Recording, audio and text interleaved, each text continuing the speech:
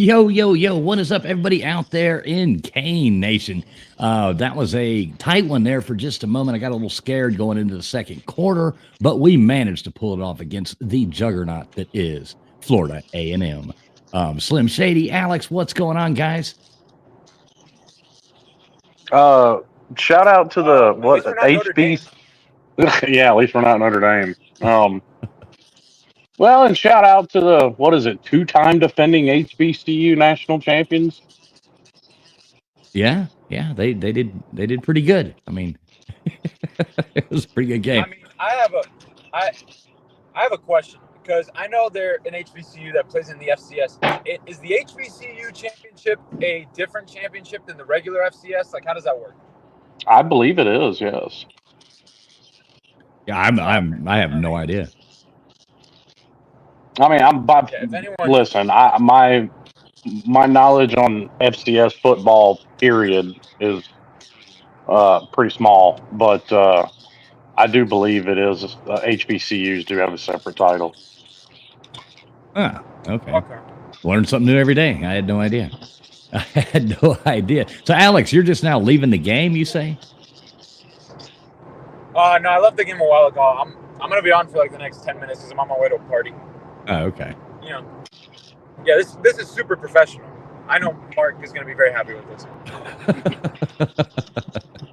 Well, I mean, it was the Florida, A&M game, so yeah, we don't really have a lot of takeaways from this. I think they, like Slim said, they halftime Mario had to go in there and chew a little bit of a ass there and wake these guys up. I think they weren't really taking it that seriously. I didn't think, but I think they did for the first couple of drives, and it seemed like they just kind of got this attitude.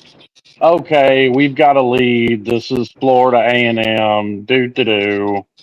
And stuck their thumb up their butt. And then Mario made some comments to the sideline reporter about how enthusiastic about their enthusiasm he was, and I'm probably proceeded to add his foot along with their finger up their butt. What was the over under on F-bombs he dropped in the locker room? I'd say there was probably quite a few. Oh yes. Yeah, I was a little disappointed. It seemed like our secondary was, pretty slack too. They you let some wide open receivers kind of run down the field quite a few times and stuff like that. You want to look at it both ways. I'd rather have them not out there trying to kill themselves to win and getting injured, but at the same time, you don't want to see, you don't want to get exposed by Florida A&M. Hey, listen, if you're going to have a busted coverage, I'd rather you do it against A&M than South Florida. They're giving Alabama all they want. Yeah, I know. I was looking at that one right now. Well, it's off the screen. What is the score on that one? South Florida was down by 1 right before we got in here. Right. Yeah, that's the last I saw too. And how about Notre Dame losing to Northern Illinois? That was definitely not on my bingo card for the night. No, it wasn't. Oh, and then Georgia Tech either. And I tried, and listen, I tried warning people. Syracuse has a very easy schedule, and they brought in some talent. Kyle McCord was not Ohio State's problem last year, and he's showing it. I mean, I had Syracuse winning. I took the Syracuse money line today, and that cashed out pretty nice for me. So they made me some good money. I mean, I thought Georgia Tech was going to win it, so I wouldn't have made that bet. So props to you, but maybe I should have. Georgia Tech fans kind of talked me out of, ignoring the first half of the Georgia State game. I mean, my thing is, my thought process going into it was, they're going on the road, and it's still Georgia Tech. I don't know. I just had a funny I genuinely can't give you a football reason for why I thought Syracuse was going to win outside of just vibes and the fact that it was Georgia Tech. And I was like, there's no way that they're going to go on some roll and have a crazy record. They have to start losing somewhere. And I had a feeling it was going to be at Syracuse, and I was right. Even though they did almost come back because they recovered the onside kick and scored 2 touchdowns and made it a game because they were down 17 points in the fourth quarter. Yeah. They tried to come back there at the end, but I don't know if they just got hyped up for the beginning of the season for that first game and just played out of their minds. Then again, Florida State was only up, or no, Florida was only up by 14. Never mind, because Florida State doesn't play this week. No, I think it was more of just Florida State's awful. Like, I think, like, after watching them play Boston College and watching Georgia Tech play a few games, I think Florida State is legitimately just a bad football team. They have no depth. None of the transfers panned out. Mike Norvell can't do anything without a mobile quarterback like Jordan Travis. And on top of the fact that in order for DJU to be successful, he needs everything to go right anyways, and nothing's going right. Yeah, I think Florida State is just legitimately an awful football team. And when you look at the rest of their schedule, like they could legitimately, like, best case scenario for them, like if everything goes right for the rest of the season, it's probably 7-5, and that's best case scenario. Yeah, I could see that. I could see that as well. Has anybody done a wellness check on Sea Dog or Rec Talk since their loss? Oh, well, I did watch Sea Dog's video, because Sea Dog's post-loss videos are must-watch YouTube.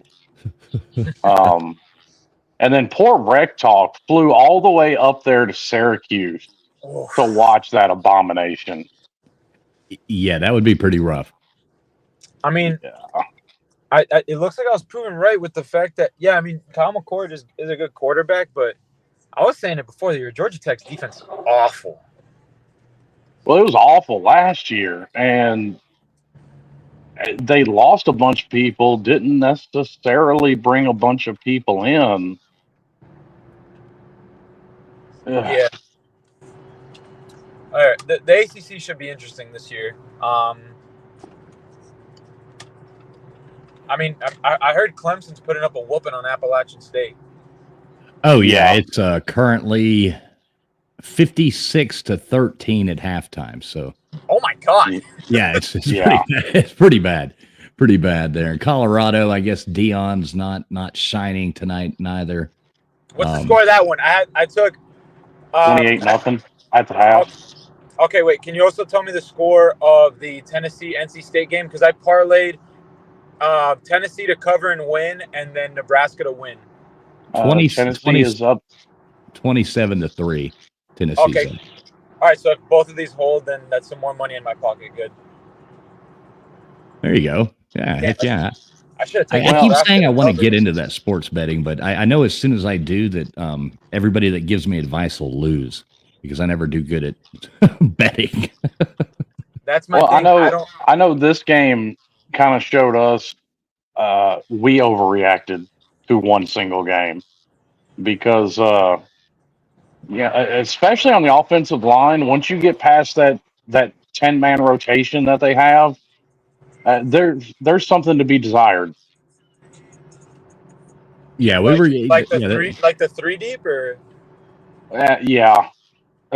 they gave up several sacks once Poffenbarger got in the game.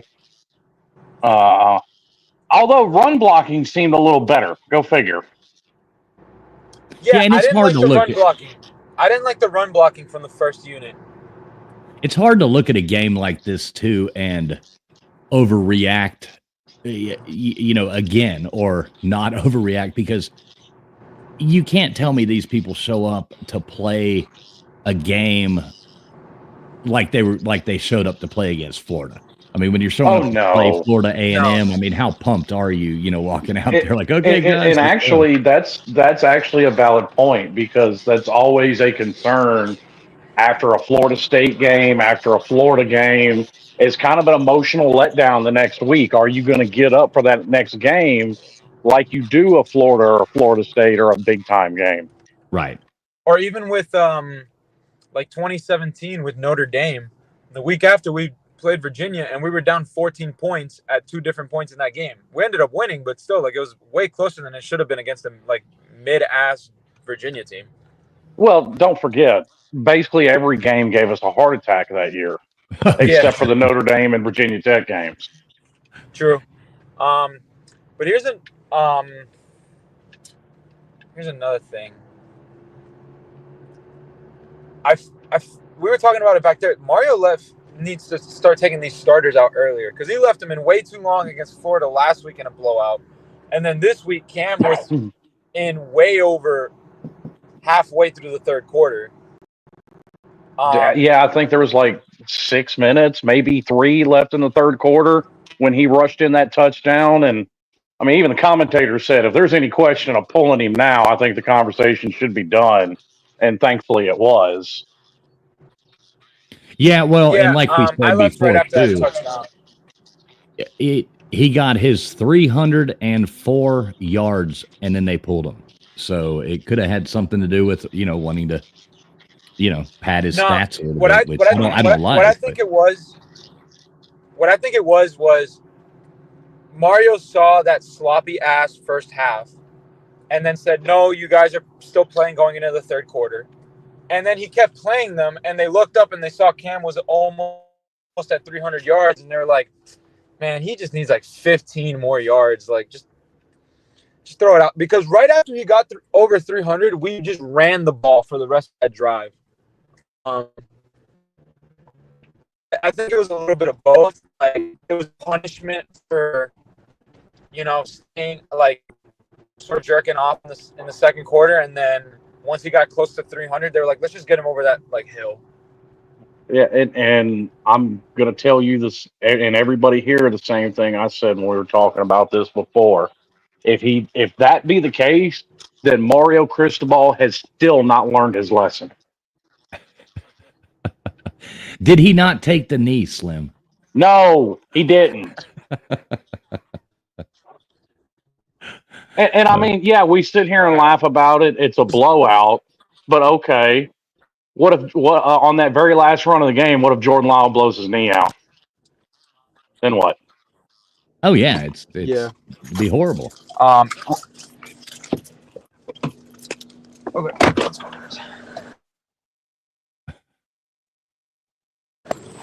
Can y'all hear me? Yeah, we can hear you. Actually hear you better now. Okay, yeah, because I was plugged into the car earlier. Well, I just got here. That was a nice little 15 minutes. So y'all have fun trying to talk about this game for the rest of the night. Yeah, there's a lot to talk about with this game. Lots to talk about. We'll touch on a few things, and we won't make this a super long one. We'll save that for some more interesting games. But have fun at your party, buddy. Are you going to be involved in any TikTok videos tonight? If they get enough drinks in me, I'll do whatever they want. But you know what you could do? Just hijack Mark's channel and just turn it into a trivia night. Whatever. Just do that. Yeah, I got you. Oh, you never know. All right, buddy. Well, thanks for coming on, man. All right. Good night, y'all. Go Canes. All right. See you, buddy. All right. Dominic brings up a good point. Bell struggled all night long.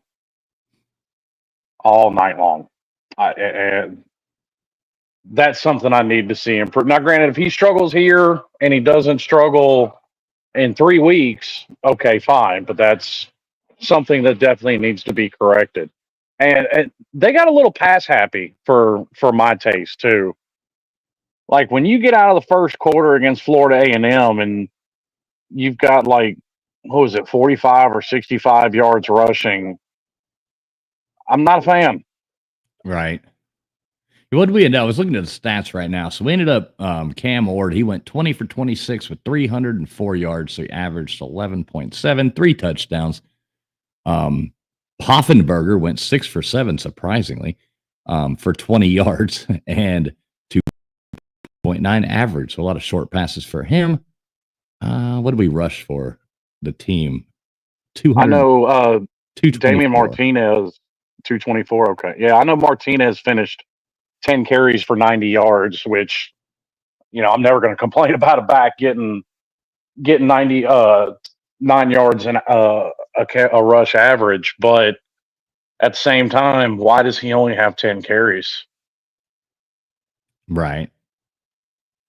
Well, and that could be too. You don't want to get the guy hurt. I mean, we ended up with 548 yards of offense. I mean, granted, we were playing, the Rattlers, but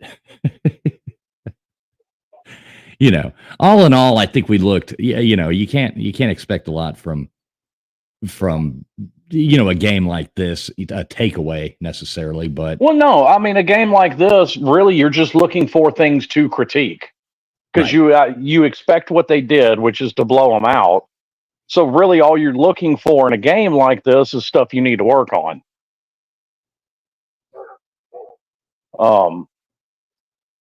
And then you pay attention to other games throughout the day, and okay, the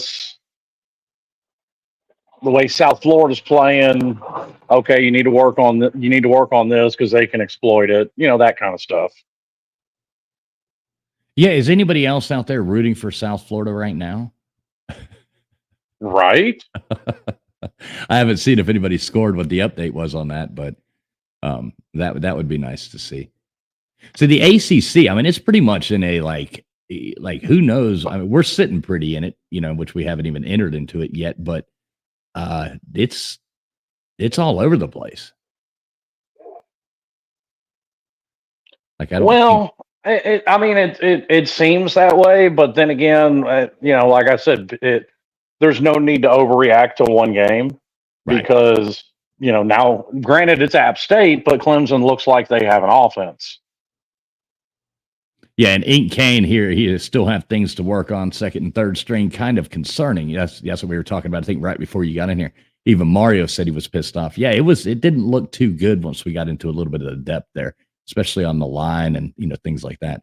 But, well, and that's why I say, Cam and a lot of the others should have got out of the game earlier. Get those guys more reps. Right. And let them run the offense. And this is something a lot of coaches are bad about, and I'll give Mario credit for because he's one of the ones that does it. When you put your backups in, let them run the offense. Don't just hand the ball off 30 times. Yeah, that's irritating to me too. Like, go on ahead and run your normal plays like you would be. Don't just give them I mean, especially if you're up that much, just let them go. Right. Well, some people don't like running up the score on lower classification teams, or even against FAMU necessarily. And I can't say I disagree with that sentiment. And if there is like Mario and the coach there, they have history, don't they? So I mean, you could see that he probably. I mean, I know that coach played at Florida State because commentators were talking about it all throughout the game. Yeah, I think they know it. Like I heard something before that they, had a friendship or something there. Liked each other, were friends, and you could see Mario not wanting to go out there and just totally humiliate. Right. So, I don't really like that either. When sometimes it's you just beat these people into the ground. But yeah, but like we said, there's positives to take away from it too. They lost focus, somewhere in the first and second quarter. But Mario straightened that up, and obviously they responded to it. Right. Which is something we've seen out of former Canes teams from under other coaches where they wouldn't respond to it. I.e., losing to FIU making TikTok videos on the sideline. Yeah, John C. Those commentators were was kind of bad. I ended up shutting it off and turning on some music instead and listening to that. I wasn't. Every once in a while, I'd listen to what the commentators were saying, but I more had an ear on the game I had on TV. Right. Because luckily I found a YouTube stream for this one. Oh, I was going to ask you, what'd you end up doing to watch? You found a stream? Yeah, I found a stream. Well, this one was on.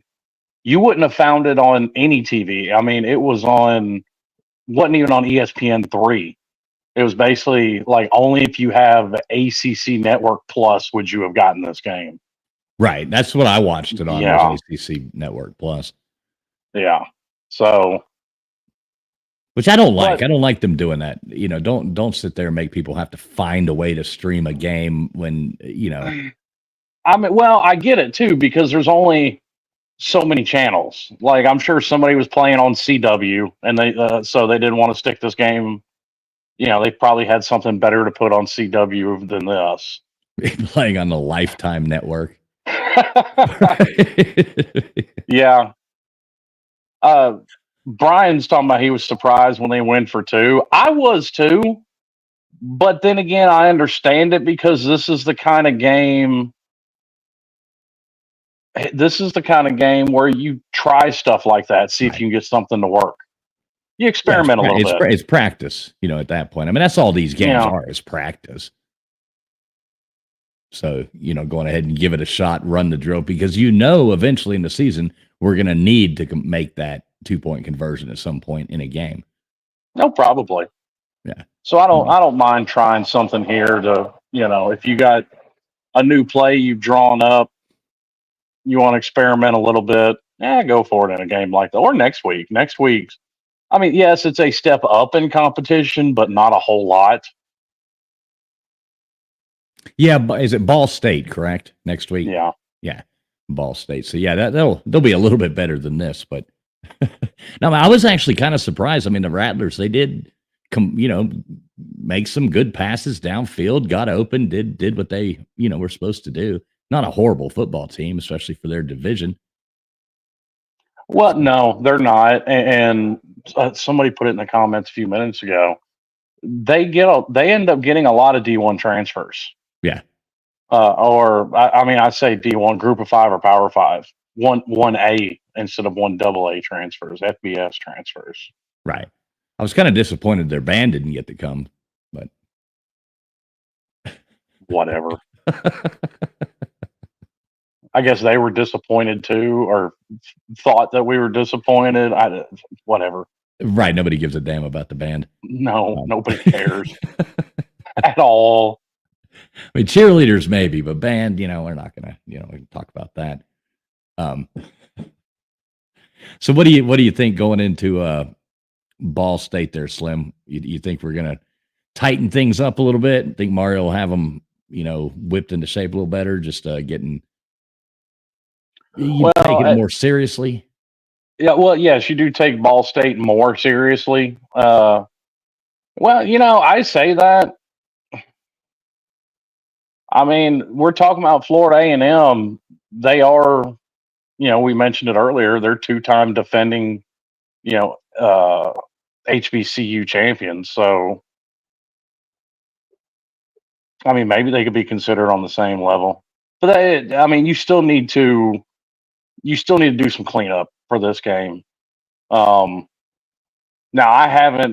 Carl brings it up. I haven't given up on Sam Brown. Some guys pick it up faster than others, and I think he's still working on it. I mean, it is what it is. And I think JoJo Trader's great. I think, Horton's getting plenty of catches, and Horton's a starter, so I'm not necessarily worried about that. But JoJo and Nykar are still a little undersized for me, so I'd rather have Sam Brown in there. And I think you'll see him get more comfortable in the system as he gets more snaps and games under his belt. Right. Practice does help. You do something enough times, you learn to do it right. Well, and Brian brings up another point I wanted to bring up. I was praising you for it last week, so I'm going to crawl on your ass for it this week. Penalties. You look great last week in the penalty department. A couple pass interferences. Okay, no biggie, because sometimes you just have to take one not to give up a play. I get it. Not a good look this week. Not a good look. Yeah, there wasn't as much. Last week there was a lot more discipline. This week it seemed very carefree attitude out there, like taking things for granted. And I really hope they don't fall into that. Well, and this is one of the things why I say Miami fans need to pump their brakes, because a team has to get used to winning. And that mentality in the first and second quarter shows me that right now, I don't know if this team is mature enough to handle being a top 10 team in the country. I don't know if they are. Well, we'll find out soon enough. And I think Yeah. maybe, you know, once they get their ass chewed for this one, and that is, but we'll find out next week, I think. You know, looking at Ball State. Do you know what time that game's at, Slim? I don't off the top of my head. I haven't even looked it up yet. I can look it up real quick. Let's see. It's While obviously, you're doing that, Christopher Walker said something about Ray as a disappointment so far. I may throw him in the same category as Sam Brown because Ray did not play a whole lot last year. Ink Kang says 3:30. That's right. Okay. They said it during the game that it's 3:30. Now that he says that, it Right. comes to me.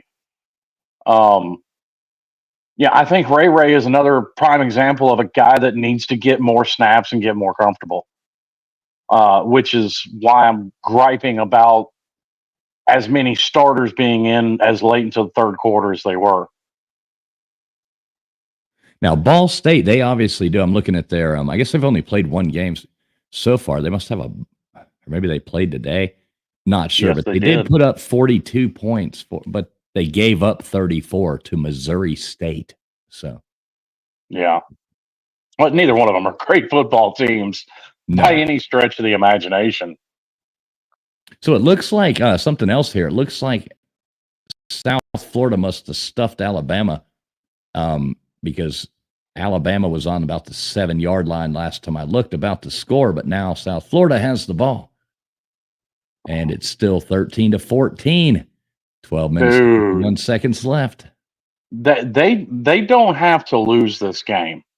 The way they are playing this game, there are people already lighting torches and grabbing pitchforks in Tuscaloosa, Alabama. Oh, geez. Yeah. And okay, they said Bama fumbled. Oh, Bama fumbled. Okay, cool. Yeah, I missed that. Okay. Only so many things I can do at once here. I'm trying to watch, but I do appreciate the Alabama fumble. That makes more sense. Yeah. Well, and that makes you wonder: is that Alabama playing bad, playing down the competition, or is USF that good, and we have them in 2 weeks? Yeah, and that worries me right there. Is I really hope that we don't look past USF, and we better not after watching this game here. No, they better not. And I think the only loss we've ever taken to Alabama to USF. That'd be. I think that was the game that got Randy Shannon fired. Was the USF game?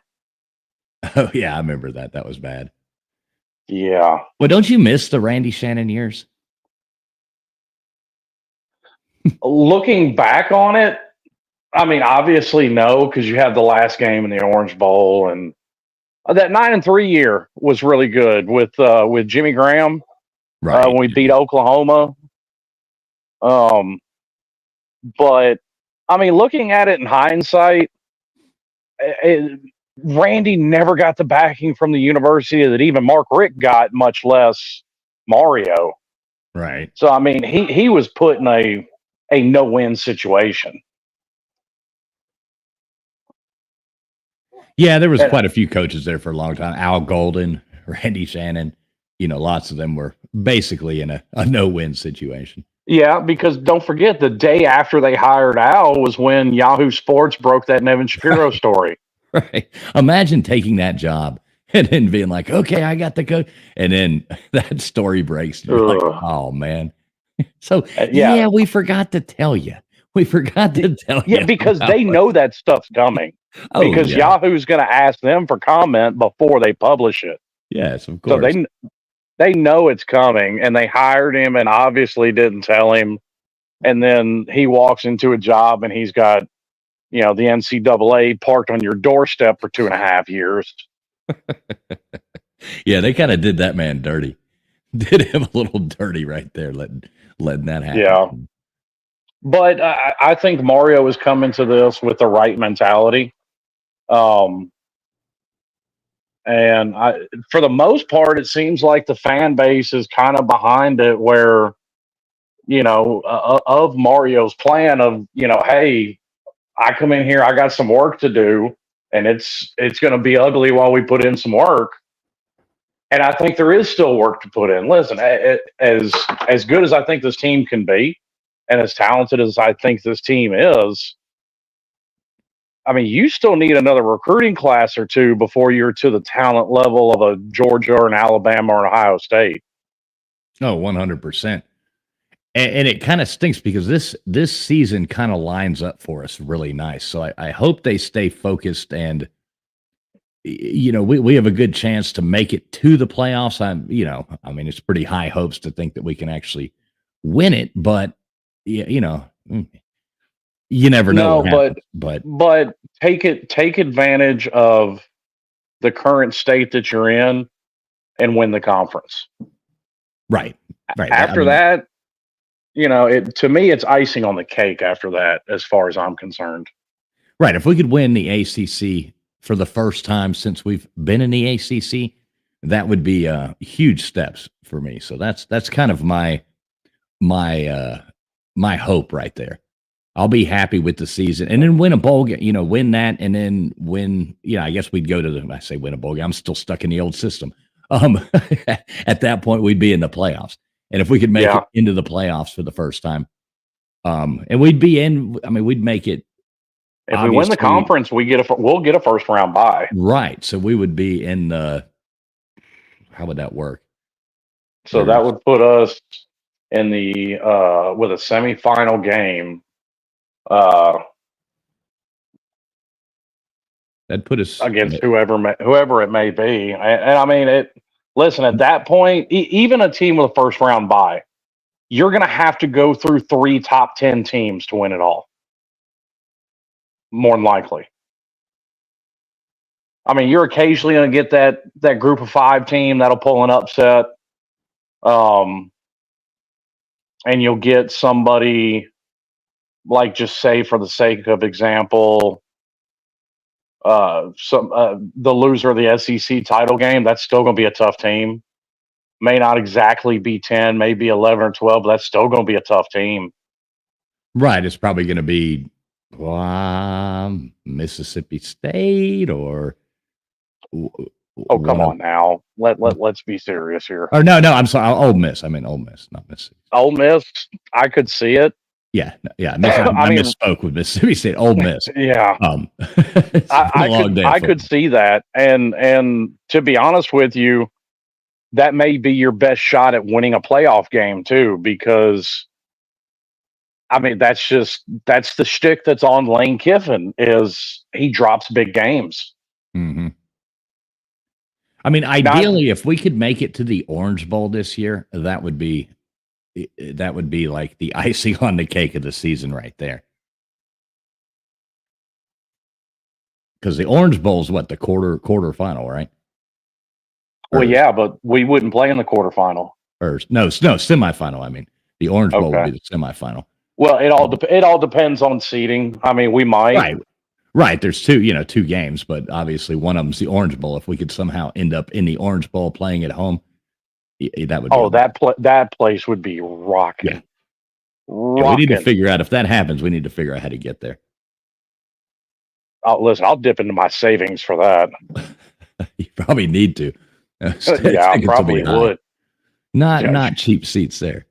No, I mean last time I looked, I mean even regular season tickets are getting ridiculous. I mean, the last time I looked, tickets for Texas and Texas A&M were like $1,100 or $1,200 a piece. Oh wow! And that was the cheapest tickets available. Yeah, that's a lot. That's a lot to pay to go to a game. Like just your average person to be able to afford to go to a game. Yeah, I mean. Oh yeah. Most people don't have. You can take your family to Disney World for half a day for that, but be about what that is. Yeah, but yeah, you know what I'm saying. I mean, that's like a family vacation or something right there. Oh yeah, I mean, I've taken vacations and spent less than $1,200. What are you talking about? That's what I'm saying, though. I mean, that's like spending one ticket's like the same as taking your kids to the beach for a few days or something like that. And let me tell you, I'm not taking the kids on this one, honey. I'm leaving the kids with you. I'm going to a game. Yep, I'm going to the beach this time. Yeah, right. Be much better. Which I mean, she does hers too. Like one of her supervisors owns a house on what is that in Alabama? Orange Beach or no Gulf Shores? Golf, yeah, Right. that's about Yeah, right around in that area. Um, and her and the ladies in the office, all took off down there for a weekend and stayed at her house down there. oh, that's cool. Yeah, Bun- bunch of old ladies down on the beach. I think my wife's like the second from youngest that works there. This is like the remake of the Golden Girls here. Is that the stay at a condo in Miami at the beach? So yeah, about what do you think? Looking forward to next week. You got any like I said, we don't want to run this one too long. I don't see that we have too much to talk about. What you got any insight on next week, Slim? I'm gonna be honest. I don't know a lot about Ball State. I just don't keep up with really low level Group of Five or FCS teams. I mean, once again, this is another game where I want to see corrections made in this game from the game tonight in this game. Um, and I want to see starters out of the game earlier. And Yeah, it's gonna Mario, learn your lesson. Take a knee. take a knee, Mario. Take a knee. God. Yeah, I was trying And to to look. answer, How many yards of penalties did we have on this? Did you happen to see that? I did not. I knew. I looked up the ESPN stat and saw we had like 8. Let me see.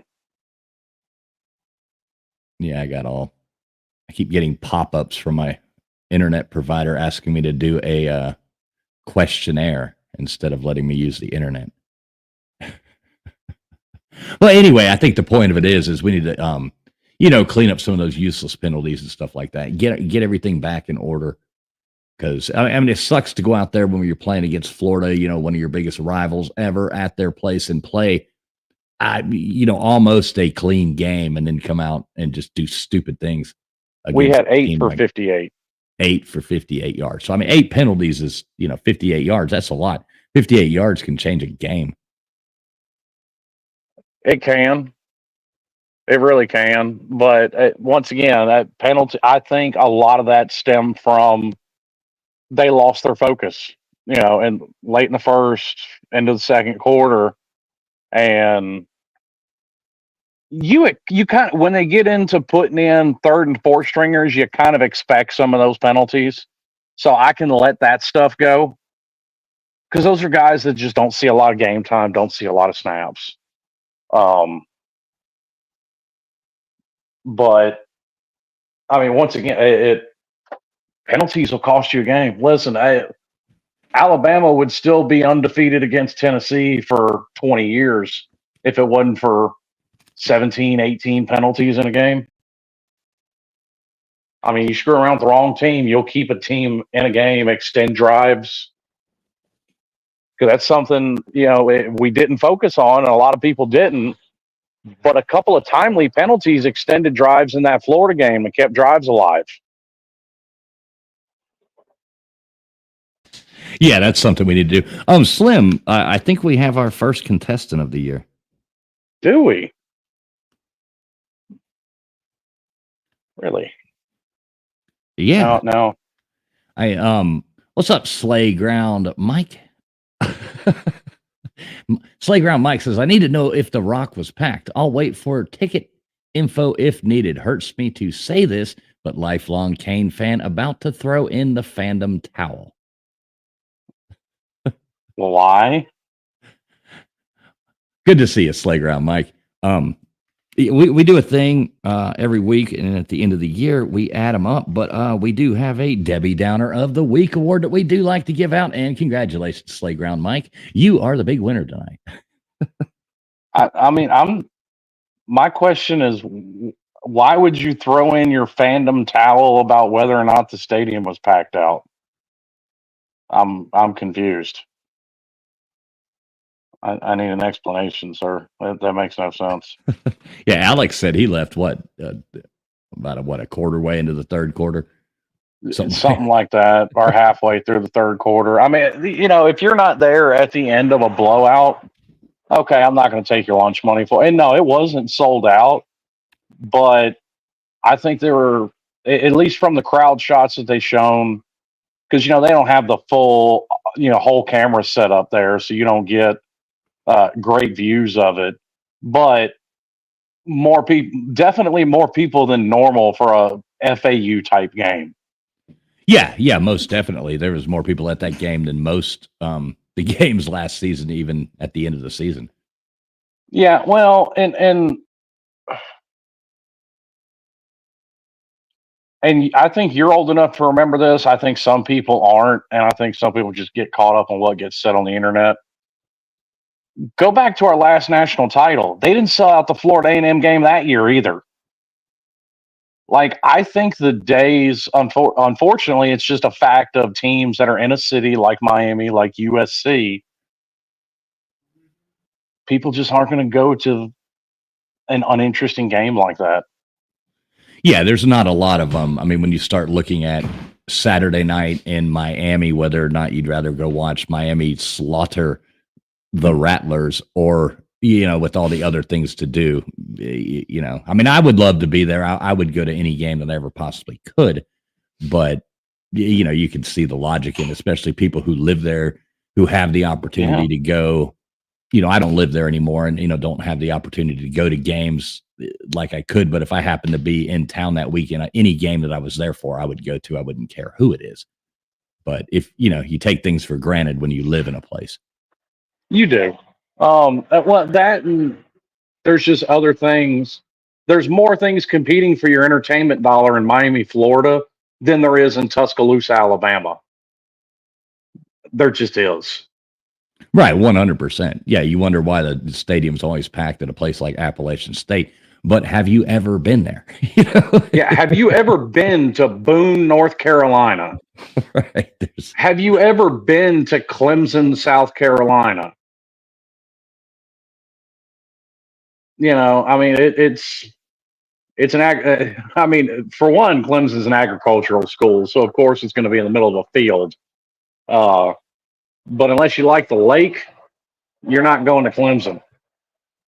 Hey, they do have a nice. Remember, we stayed on the lake there. Yeah, it was a nice. We did. That was a nice lake house. It's a nice lake. I'm not knocking it, but there's just not a whole lot going on in Clemson, South Carolina, on a Saturday night. No, not at all. There was so little going on at Clemson, South Carolina, even after a game. There wasn't even that much going on. Right. Well, and listen, there are very few fan bases that show up when a team is bad.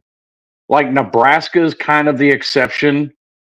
Tennessee's one of those exceptions. But I mean, look at Bama fans. Before Nick Saban, Bryant Denny wasn't full. They were all NASCAR fans. That is true. You had a lot more NASCAR fans in Alabama.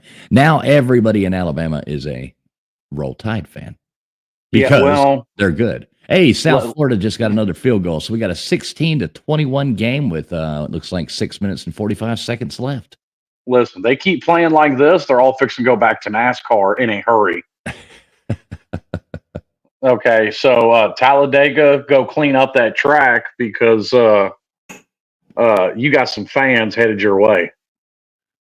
Hey, what's up, Workforce? Good to see you, brother.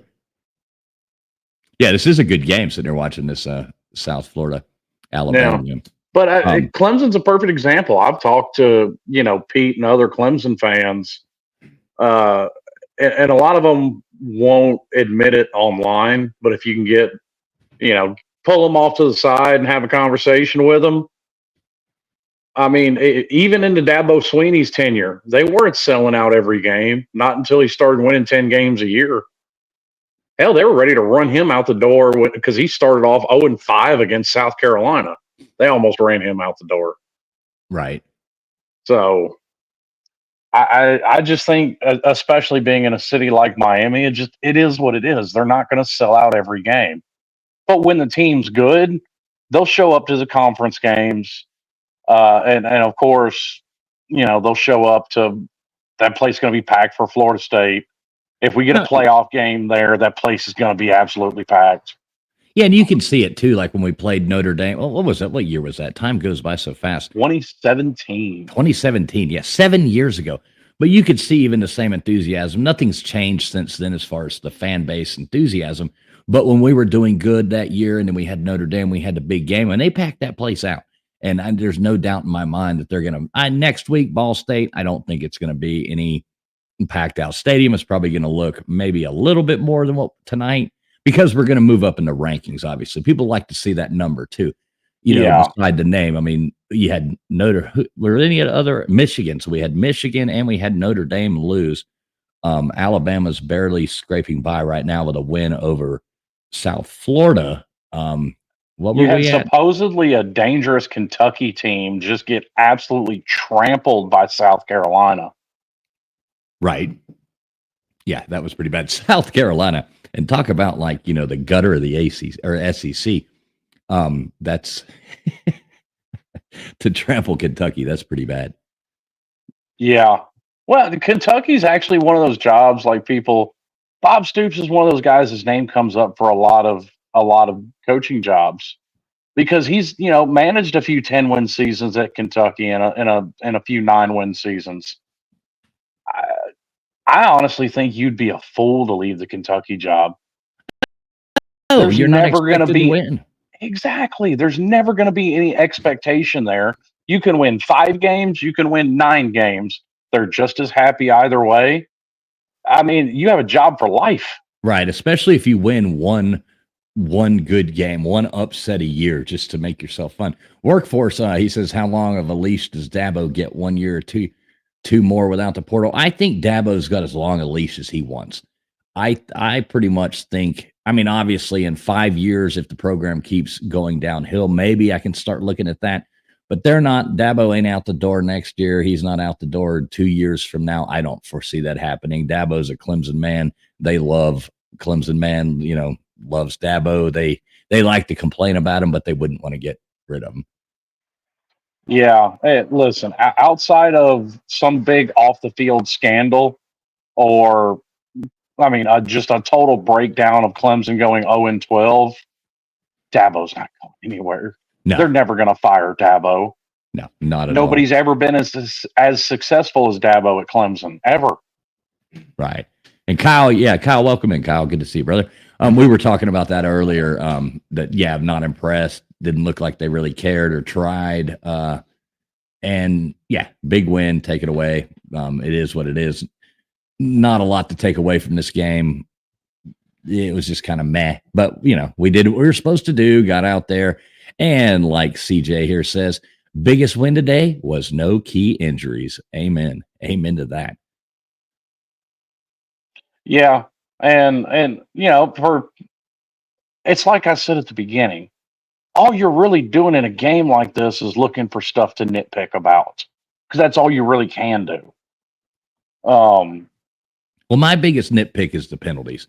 I mean, I think slacking off, letting our secondary left a few people open and things like that. I mean, that's obviously that needs to be addressed, and those secondary, they need to be chewed out. There's no way. I mean, we, busted covers there a couple times. It was bad to have them wide open, but that can also relate to them just not really being focused on this game. They're that's a positive takeaway too, though, is the fact that, okay, we all saw right along with Mario that the team was kind of meh after those first 2 scoring drives, and they responded to the ass chewing that they got. Because we've seen Miami teams not respond to it. Right. And that's something Mario really needs to address. And like you said, to the maturity level of this team. Next week, the rebound from this week, I say rebound, not really a rebound, but, let's see the improvement done there. Let's get these, the head screwed in, just like we were week 1, out there looking like a well-oiled machine in week 1. And let's get back to that. Go into this Ball State game. let's keep the penalties to a absolute minimum. Obviously the pass interference or something like that to keep a touchdown from being scored is a good penalty. But Yeah, let's not get the stupid penalties. Let's not get the offsides or any of those, the holdings or any of that kind of nonsense that can be easily prevented, or a personal. We didn't get any of those, but like a dumb personal foul or I think we did get a roughing the passer, and that was one. And as I was thinking it, the commentators were saying it that they probably should have kept the flag in their pocket on that one. Like, that was kind of questionable. Was that in the second quarter? I think it was. See, I probably missed that. I'll admit I didn't take this game that seriously either, and I didn't completely stay glued to the screen on this game. I had a rack of baby back ribs, a rack of spare ribs, and I want to say about 28 the chicken wings on the grill out there smoking. So I was pulling them off. Workforce, no, that wasn't sticking up for a teammate. That was, you thought you saw something and then you reacted to it. And I can understand the reaction, but that was just two guys playing ball that got tangled up, and you thought one of your players got slung, and that's not what happened. Because like when the penalty flags would come out is when I would go back to kind of listening to what the commentators would say to see what it was and what was going on, because they'll usually talk about it. And when they showed the replay, I completely agreed with them. That was a dumb, unnecessary penalty. You didn't need to go. I get the idea of sticking up for a teammate, but that was not that situation.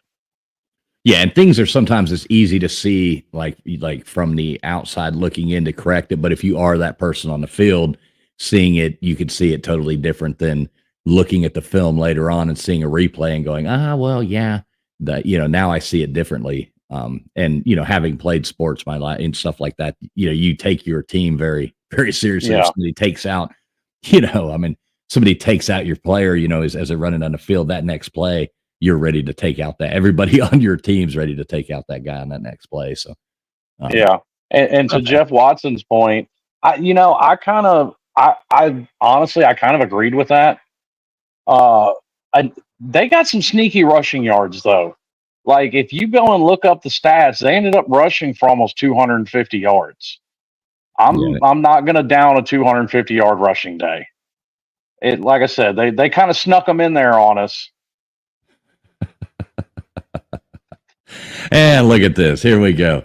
Hurricane Central. What's up, Alex? See, he dips out at the right time. Coming in with the $4.99 super chat. He says, worst post-game show ever. Get these clowns off of here. Alex, we need you back on here, man. Yeah. What Debbie Downer winner. I know. Yeah, maybe you might have lucked out up there.